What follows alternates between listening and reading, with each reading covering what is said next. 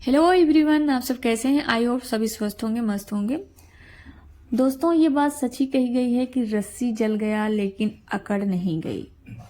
दोस्तों, कुछ लोग ऐसे होते हैं कि उनका कुछ भी हो जाए, उनको कुछ भी कर लो, लेकिन उनका अकड़, उनका एटीट्यूड, उनका घमंड बरकरार बना रहना चाहिए। वो कहते हैं ना, चाहे पूरी दुनिया इधर की उधर हो जाए, चाहे धरती पलट जाए, लेकिन हम तो भैया ऐसे ही रहने वाले हैं। दोस्तों, ऐसी ही हैं नेहा दीदी। इतना सब कुछ हो गया लेकिन अब भी उनमें थोड़ी सी अकल नहीं आ रही है कि अब तो मैं अपनी थोड़ी बची कुची जो भी इज्जत है उसको तो बचा लूं। क्योंकि दोस्तों, इनकी इज्जत तो वैसे भी कुछ भी नहीं बची है, क्योंकि मिस्टर सचिन राज ने तो इनकी इज्जत की ऐसी की तैसी कर दिया है, जो कि किसी से कोई भी बात अब छिपी नहीं रह गई है। और इन दोनों ने बहुत ही ज़्यादा सच में गंदा काम किया है। और दीदी जी सच में इतने बार भी अपनी गलती मानने को तैयार नहीं है। आप लोगों ने सच में बहुत गंदा काम किया है। भाई बहन जैसे पवित्र रिश्ते को आपने शर्मसार किया है, तो लोग तो बोलेंगे ही ना। यही लोग जो आज आपके खिलाफ वीडियो बना रहे हैं, वही लोग आपको कभी देवी माना करते थे। तो सिर्फ आपकी गलती की वजह से आज आप लोगों की नज़रों में गिर गई हैं, तो लोग तो आपको बोलेंगे ही। तो अब आपको बुरा क्यों लग रहा है? अगर आपको इतना बुरा लग रहा है तो पहले ही आपको ये सारी बातें सोचनी चाहिए थी कि जब लोगों को पता चलेगा तो क्या होगा।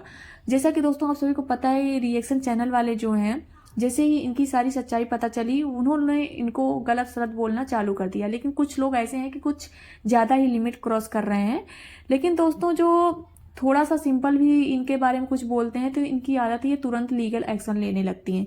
बहुत सारे चैनलों को उन्होंने पहले भी टर्मिनेट करवाया था लीगल एक्शन ले करके, और अब फिर से ये वही कर रही हैं। जो भी इनके खिलाफ कुछ भी बोल रहा है, ये सबको लीगल नोटिस देना चालू कर दिए हैं। लीगल एक्शन इन्होंने कई चैनलों पे ले लिया है। अब देखते हैं कितने लोगों को और मिलना बाकी है, जिसमें से एक सृष्टि दीदी को भी इन्होंने लीगल नोटिस दिया है। जब सृष्टि दीदी को सारी बातें पता चली, जैसा कि आपको पता है कि ये मनीषा के यहाँ गई थी सृष्टि दीदी, जो कि वो सिर्फ मनीषा के लिए गई थी। उन्होंने बोला कि देखिए, मुझे सचिन के ऊपर कोई भी भरोसा नहीं है, पता नहीं वो अभी उसके साथ रहता है कि नहीं रहता है। और सच में दोस्तों, मिस्टर सचिन राज का तो कोई बात का ठिकाना नहीं, क्योंकि ये इंसान बहुत ही ज़्यादा झूठ बोलता है। तो सृष्टि दीदी की बात से साफ साफ पता चल गया है कि ये इंसान अब भी भरोसे के लायक नहीं है। इसका कोई भी भरोसा नहीं है कि ये मनीषा के साथ रहेगा कि नहीं रहेगा, क्योंकि सृष्टि दीदी ने इतनी बड़ी बात ऐसे ही नहीं बोली होगी। जरूर उन्होंने कुछ ऐसा नोटिस किया होगा जिसके सबूत के तौर पर ही उन्होंने ऐसा बोला। और दोस्तों, जैसे ही दीदी लौट रही थी मनीषा के यहाँ से सारे फंक्शन को अटेंड करके, तो रास्ते में उनके पास कॉल आता है कि आपको लीगल नोटिस मिला है, आपके ऊपर लीगल एक्शन लिया गया है। जिससे वो शॉक हो गई और उनको बहुत ज़्यादा गुस्सा आया।